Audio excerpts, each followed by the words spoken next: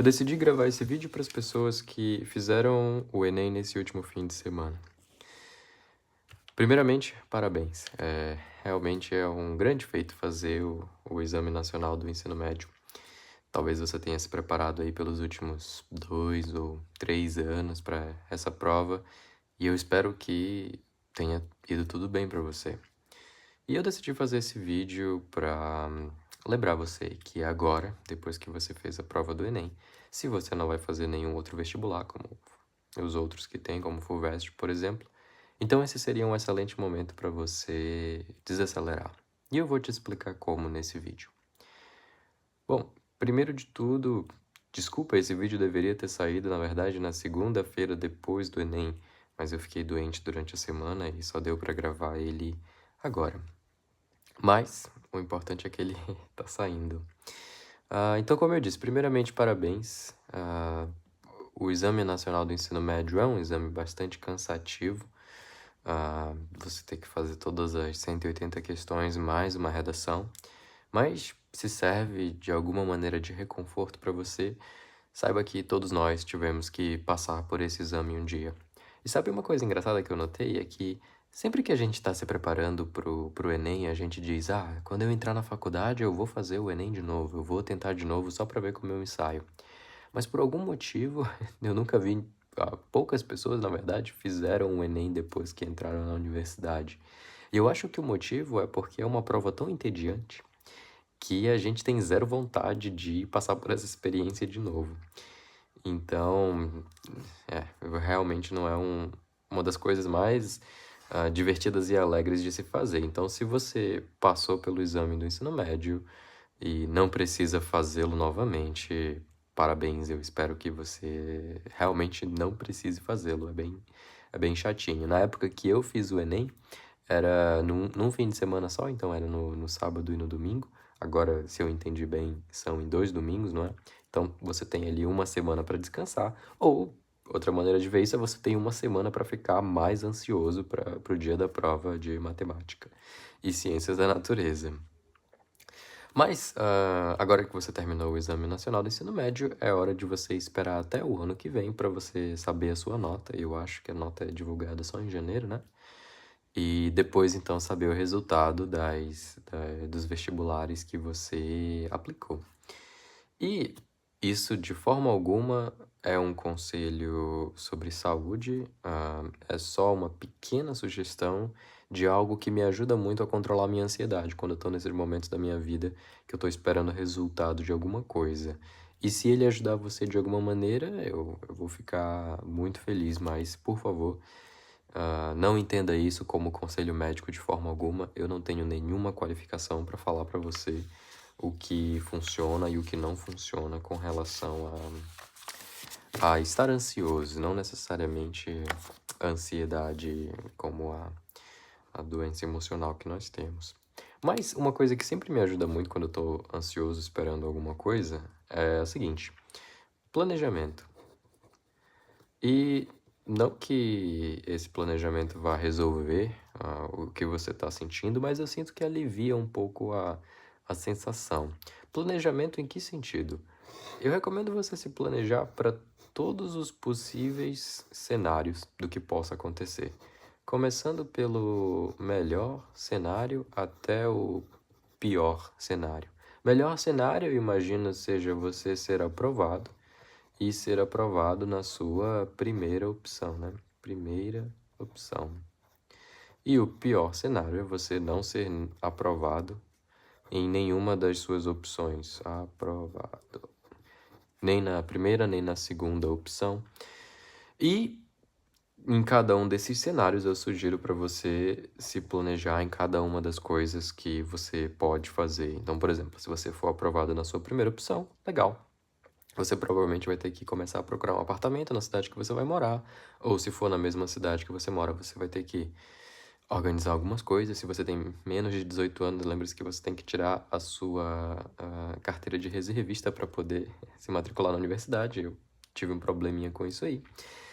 E se acontecer um dos outros cenários que não é o perfeito, se planeje. Você vai assinar algum cursinho online para tentar fazer o vestibular no ano seguinte de novo, você vai disputar uma das vagas do ProUni para talvez fazer uma universidade particular, você vai ficar aguardando a repescagem. Então, planeje todos os cenários e tudo o que você vai fazer se cada um deles acontecer. E eu acho que isso ele alivia um pouco a sua ansiedade, porque a partir de agora, toda vez que você pensar sobre o assunto, você vai pensar com o sentimento de, agora eu sei o que eu preciso fazer, eu sei o que eu vou fazer. É mais uma ansiedade de realmente só esperar, e isso realmente sempre vai deixar a gente um pouco ansioso e um pouco apreensivo. Mas é mais uma questão de esperar do que uma questão de não saber o que fazer. Então, sempre funciona muito bem para mim e eu espero que funcione para você. Outra coisa é, já se passou uma semana do Enem e eu espero que você tenha usado essa última semana para relaxar um pouco. Sair com a família, sair com a namorada, jogar um videogame, sair com os amigos, fazer qualquer coisa que não envolva estudar e ficar pensando sobre isso. Eu acho que o gabarito oficial do Enem também já saiu, né? Então, você provavelmente já sabe mais ou menos quantas questões você acertou. Então, eu espero que você tenha usado essa semana que já se passou para esquecer um pouco esse assunto. E agora vamos falar do que esse canal realmente é feito, que é matemática. Aliás, se você está assistindo esse canal e você não conhecia o canal antes, bem-vindo. Esse é um canal onde a gente fala sobre matemática, mais do matemática do ensino superior e como funciona a pesquisa em matemática e o dia a dia de um matemático e coisas assim. Mas eu também gosto de falar sobre, de vez em quando, sobre matemática do ensino médio, porque, afinal de contas, é algo que todos nós passamos e que a gente tende a não gostar. E o fato de não gostar de matemática eu atribuo justamente a vários fatores, mas um deles em especial são vestibulares. Matemática de vestibular é uma coisa extremamente chata. Em um vídeo anterior que eu gravei, eu falei que não existe maneira mais chata do que você aprender matemática do que se você está aprendendo matemática para fazer uma prova. É a coisa mais entediante que existe. E a matemática do Enem consegue ser um pouquinho mais entediante ainda, por alguns motivos. Primeiro que são 45 questões. E você tem o quê? 2 minutos, 3 minutos para resolver cada problema? Não é muito tempo. E você se prepara justamente para fazer aquelas 45 questões. Então você não está estudando matemática porque os problemas despertam a sua curiosidade e você está interessado em saber a resposta de quanto é um não sei quantos bilhões e escrito de forma com todos os zeros, né? Eu tenho certeza que você não acorda pensando nisso. Então, os problemas de matemática do Enem, por mais que eles tentem, né? Vamos ser justos, por mais que eles tentem fazer os problemas serem contextualizados e interessantes, ainda é terrivelmente chato resolver aqueles problemas. E então eu acho que isso contribui bastante para a gente acabar não gostando de matemática quando a gente está no ensino médio. Os problemas de vestibular de matemática são interessantes, porém, existem alguns problemas que são interessantes no ensino médio. Por exemplo, os que eu mais gosto são os da segunda fase da Olimpíada Brasileira de Matemática das escolas públicas e agora também particulares. Os problemas da segunda fase da UBMAP são incrivelmente interessantes. Eu me pego muitas vezes olhando qual foi a prova daquele ano e tentando resolver aqueles problemas, mas isso é assunto para outro vídeo. Outra coisa que eu acho que contribui para a matemática do ensino médio e matemática do Enem ser um pouquinho chata é porque é muito básico. Se você olhar a maioria dos problemas da prova de matemática, você não precisa necessariamente de matemática para resolver eles. Alguém uma vez disse que você só precisa saber regra de 3 e você garante pelo menos 30 questões do Enem, né? Então, é uma matemática extremamente simples, no sentido de que com um pouquinho de raciocínio lógico e capacidade de resolver problemas, você consegue resolver boa parte dos problemas do Enem para te garantir entrar em um curso em alguma universidade federal. Se você foi ruim em matemática por algum motivo, e eu espero que isso não esteja soando muito ruim para você, lembre-se que a prova do Enem é uma prova muito cansativa, então, às vezes a gente erra não porque a gente não sabe a matemática básica ou não porque a gente falha em ter essa habilidade, mas é simplesmente porque a gente está cansado. E quando a gente está cansado, nossa habilidade de resolver problemas cai. Então, não julgue uma má performance no Enem necessariamente relacionada a não saber um conteúdo. Muitas vezes uma má performance no Enem tem só a ver com você não dormiu bem naquele dia, você comeu um feijão com arroz muito pesado antes da prova e você estava cansado. Acontece. Mas, voltando ao ponto, realmente acho que a matemática do Enem e do ensino médio, de maneira geral, ela é bastante básica. Alguns assuntos de matemática que poderiam ser muito, muito interessantes, infelizmente eles não aparecem. Por exemplo, a geometria euclidiana, que você provavelmente conhece como geometria plana.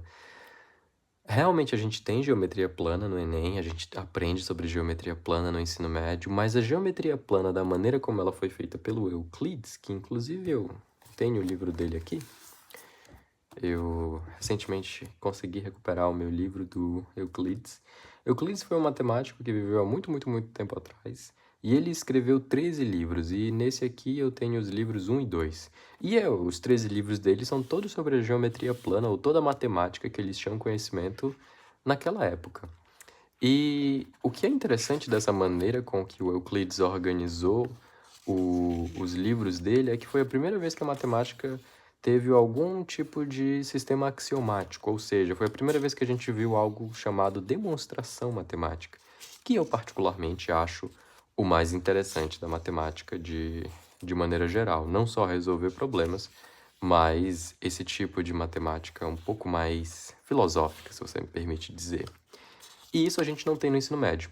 No ensino médio, a matemática é mais sobre aplicar um conhecimento que você tem, ou possuiu, ou alguém te disse, do que desenvolver o conhecimento de maneira geral. E eu entendo, você tem que fazer vestibular, não tem como você desenvolver conhecimento na hora de uma prova. Por isso que não necessariamente estou culpando o sistema ou alguma coisa assim, mas é uma consequência da tentativa de deixar a entrada na universidade algo mais democrático através de um vestibular, de uma prova, que a gente acaba perdendo em outras coisas. Nem todo mundo é perfeito, né? E uma das coisas que a gente acaba perdendo é essa visão um pouco mais filosófica da matemática e acaba se focando em coisas mais básicas. Por exemplo, quando você quer calcular as raízes de uma equação polinomial de segundo grau, você usa a fórmula de Bhaskara. Acho que não existe nenhuma dúvida sobre isso, né? Mas para mim, pessoalmente, a matemática acabou a partir do momento que se descobriu a fórmula de Bhaskara. Se você tem lá a equação de segundo grau e você descobriu a fórmula, acabou a matemática. O resto é só trocar a letra por número e executar uma aritmética, que sinceramente qualquer computador, qualquer celular faz isso mais rápido do que você. Então, perdeu-se ali toda a inteligência e toda o interesse no problema, que era determinar a fórmula. Para mim, matemática é muito mais sobre isso, é sobre você ter a equação do segundo grau, não saber quais são as raízes e obter as raízes através de um raciocínio lógico dedutivo, que seria então descobrir a fórmula de Bhaskara.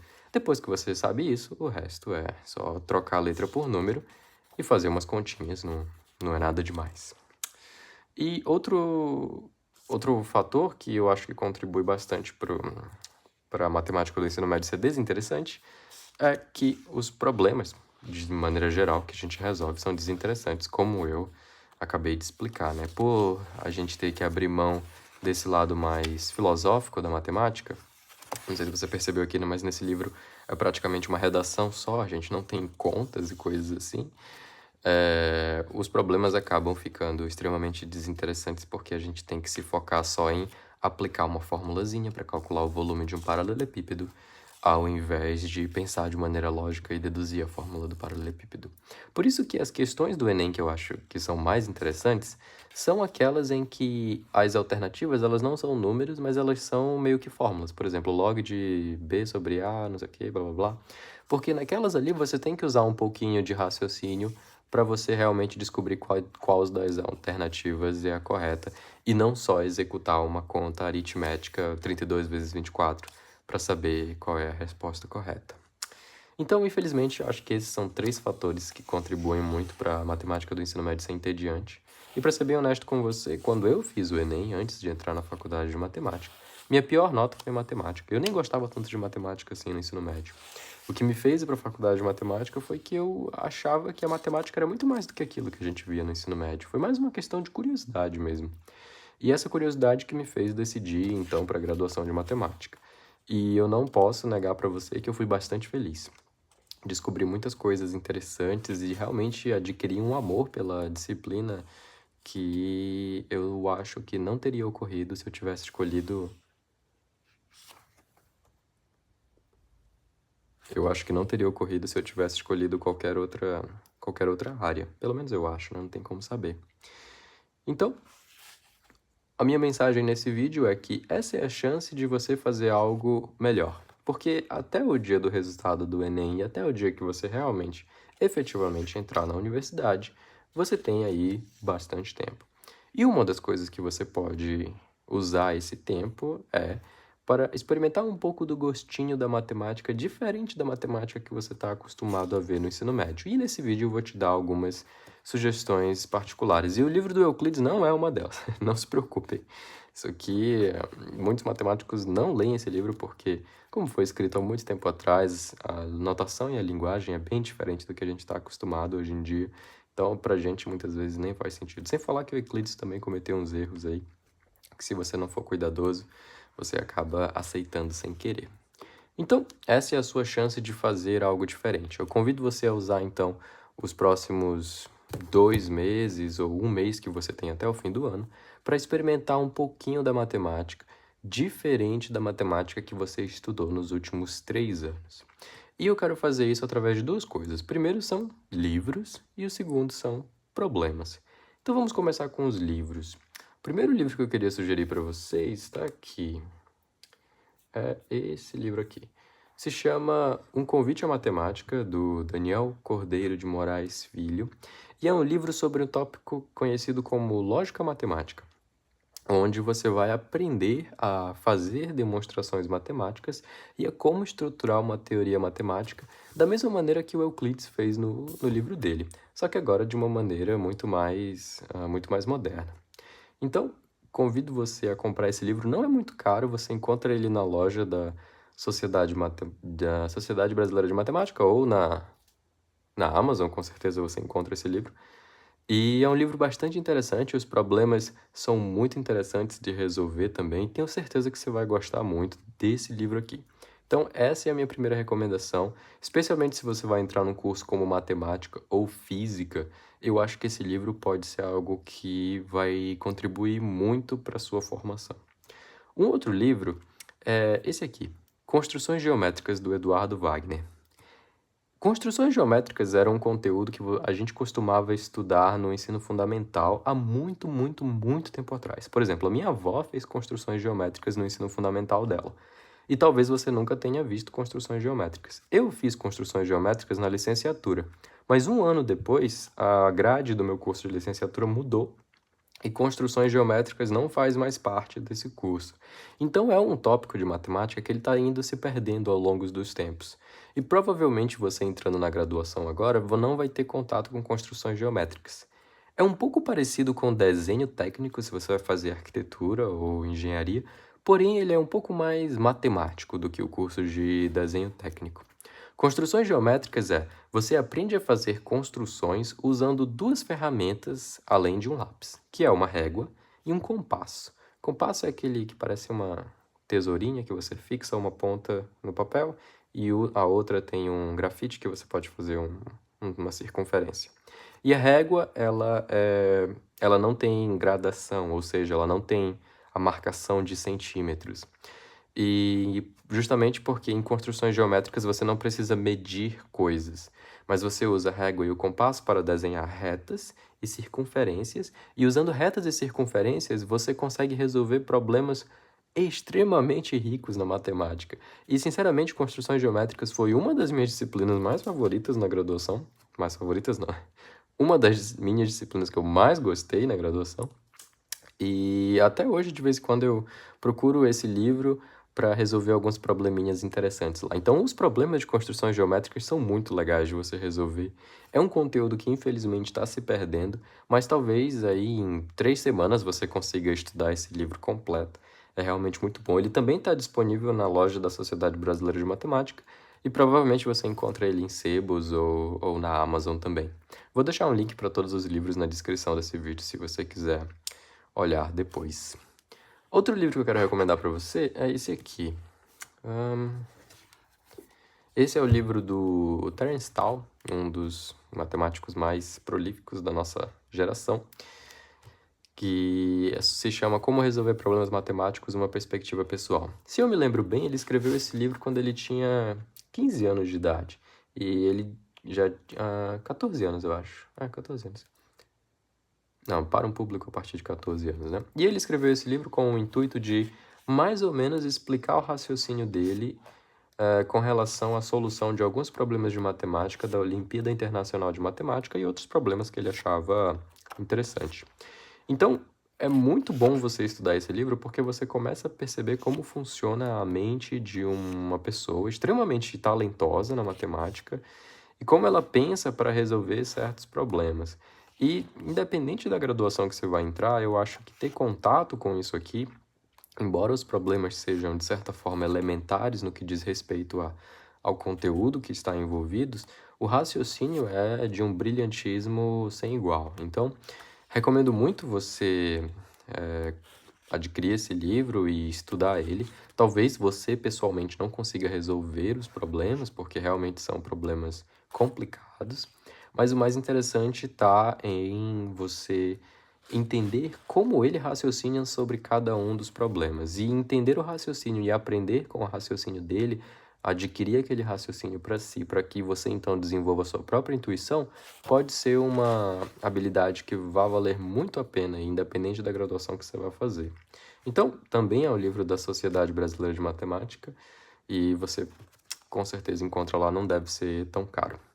O único livro que não é da Sociedade Brasileira de Matemática que eu vou recomendar aqui é o How to Solve It, do George Polya, que é muito parecido com o livro do Terence Tao, só que o Polya, ele vai mais profundo nesse assunto de como resolver problemas. Então, esses dois livros, eles cumprem o mesmo objetivo, mas eu, pessoalmente, prefiro o livro do Polya. Eu já li ele todinho e é fenomenal. E ele, inclusive, dá aqui uma receitinha de bolo de como você resolve problemas de matemática. De uma maneira um pouco mais filosófica, né? Entendendo o problema, traçando um plano, executando o plano, olhando para trás e você aprende o que ele quer dizer com cada um desses passos. Esse aqui está em inglês. Eu acho que tem uma versão desse livro em português, mas eu não tenho certeza. Então, ele divide o livro primeiro falando sobre resolver problemas em classe, ou problemas mais básicos, e depois ele fala sobre problemas que envolvem também demonstrações, além de um dicionário de heurísticas e também outros problemas extras para você resolver, soluções e dicas. Esse livro também é muito bom para você ter, especialmente se você vai entrar no curso como física, matemática, engenharia, química, com certeza vai ser muito útil para você. Ou cursos um pouco mais de humanas, como filosofia e sociologia, tenho certeza que pode ser bastante interessante para você também. Então, esses eram os livros que eu queria sugerir para você.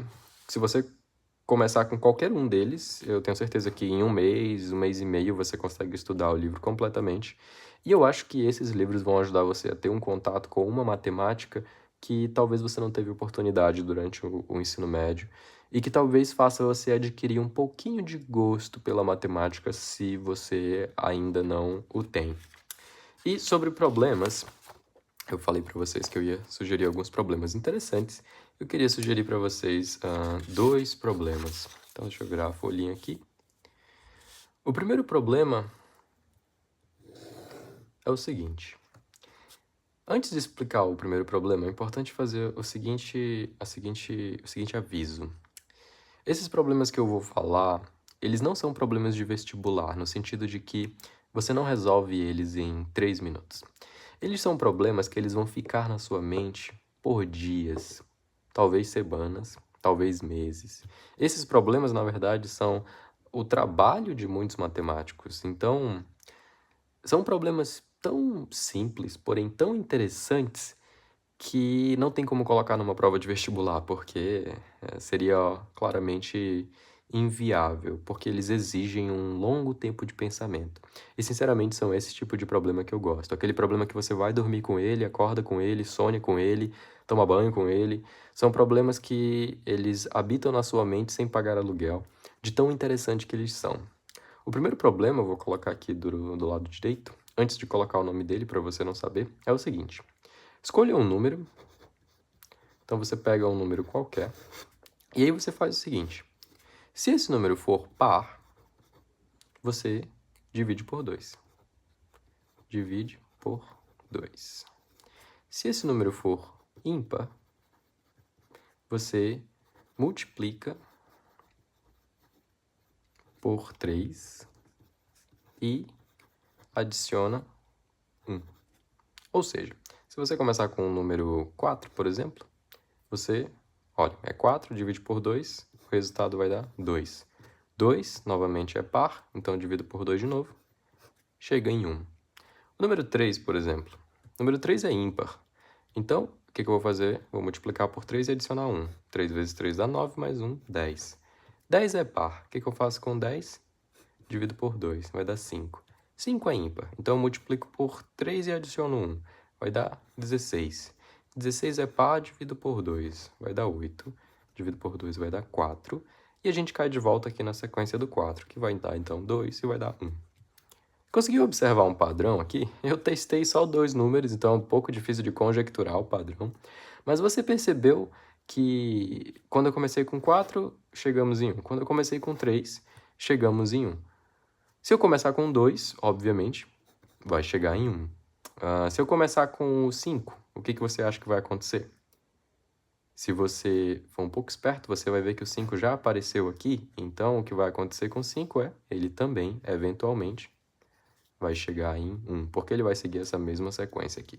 A pergunta, então, que se você tem um pouco de curiosidade, se você é uma pessoa que não aceita as coisas simplesmente ditas e tem quase que uma alma ao ponto de fazer a pergunta, será que todos os números, então, vão chegar em 1?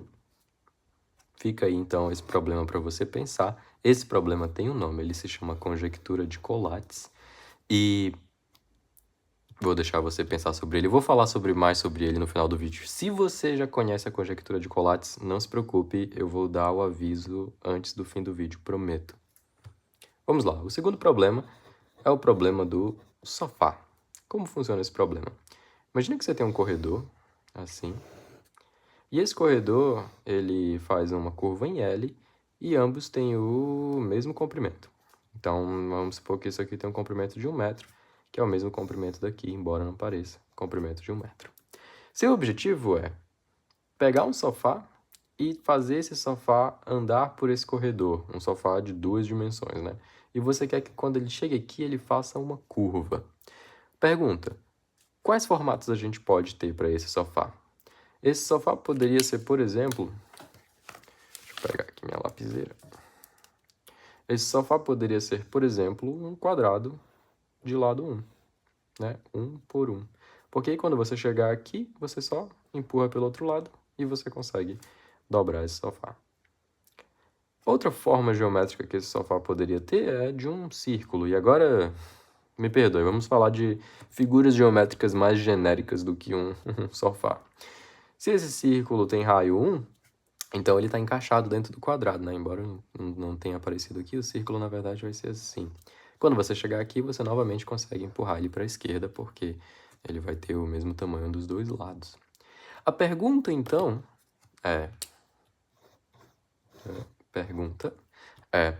qual é a forma geométrica bidimensional que tem a menor área e que você consegue fazer ela passar aqui de forma que ela consiga dar uma curva? Você poderia pensar, por exemplo, num retângulo que seja um pouquinho mais longo que 1 metro. Por exemplo, aqui poderia ser que ele tivesse 1,5 metros e aqui ele tivesse 1 metro. O que iria acontecer com ele? Bem, quando você chegasse aqui, você não conseguiria levar ele para o outro lado porque você teria que curvá-lo ele de alguma maneira. Então, uma coisa que você poderia fazer era fazer um pequeno corte aqui nele, retirando essa parte. para que quando chegasse aqui você conseguisse realmente movê-lo, ou seja, quase que girá-lo, para que você conseguisse passar para o outro lado aqui. E esse, então, é o problema do sofá. Qual você acha que é a figura geométrica que tem a menor área que você consegue fazer esse movimento? Qual é o sofá que tem a maior área que você consegue fazer esse movimento, então? Então, esses são os dois problemas que eu gostaria de deixar para você pensar. E agora o grande aviso: nenhum deles a gente sabe a solução. Não significa que eles não têm solução, significa apenas que a gente não sabe. A gente não sabe qual é o sofá de maior área que consegue fazer essa curva, e a gente não sabe se todos os números aqui vão sempre convergir para 1. Grandes matemáticos já pararam para pensar sobre esse problema, inclusive o resultado mais recente aqui na conjectura de Collatz é do próprio Terence Tao, que aparentemente é o melhor resultado até agora. E, embora a gente não saiba a resposta para nenhum deles, não significa que você não deve tentar. A curiosidade deve fazer você fazer experimentos e ver se você consegue chegar a alguma conclusão sobre esses problemas, ou pelo menos alguns padrões que te permita deixar mais perto da solução desse problema. Por exemplo, na conjectura de Collatz, um resultado parcial que você poderia obter é: se na decomposição de um número você sempre chega numa potência de 2, então obviamente ele vai convergir para 1. Na conjectura do sofá, uma coisa que você poderia obter é: ok, eu posso ter um sofá de comprimento maior, desde que eu consiga fazer uma secção nele aqui, tirando um pouquinho da área. Ou se eu conseguir arredondar os cantos um pouquinho. Então, existe algum progresso que a gente pode fazer nesses problemas, mesmo que a gente não consiga resolver eles. E meu ponto em mostrar para vocês esses problemas é novamente incentivá-los a pensar que alguns problemas de matemática eles são simplesmente interessantes. Qual é a aplicação da conjectura de Collatz? Eu, particularmente, não sei. Mas eu garanto para você que no dia que souberem a resposta, eu vou muito alegremente ler o paper. E na conjectura do sofá, a mesma coisa. Eu estou bem curioso para saber qual é a forma geométrica desse sofá que tem a maior área e que consegue fazer essa curva. Então são problemas de matemática que você não veria no Enem, e eles são interessantes simplesmente porque eles são tão simples e tão elementares, e a gente não saber a resposta deixa eles ainda mais interessantes. Então, para concluir esse vídeo, esse era o meu incentivo para vocês. Use livros de matemática como os que eu recomendei aqui durante aí até os próximos 1 mês e meio, 2 meses, para você aprender um pouco mais sobre uma matemática que é diferente da matemática do ensino médio. Talvez isso desperte um pouco mais seu interesse sobre matemática. E saiba que existem problemas de matemática assim, que eles são interessantes por natureza. Você não precisa criar um contexto, dizer o que o Joãozinho fez X ou Y. Eles simplesmente são interessantes. E esses tipos de problemas são os problemas que a gente geralmente tende a pensar quando a gente faz pesquisa em matemática. Eu não lido com nenhum deles, mas os problemas que eu tendo a resolver são problemas que eu durmo com eles, acordo com eles, tomo banho com eles, almoço com eles, e um dia tenho esperança ainda de encontrar a resposta. É isso.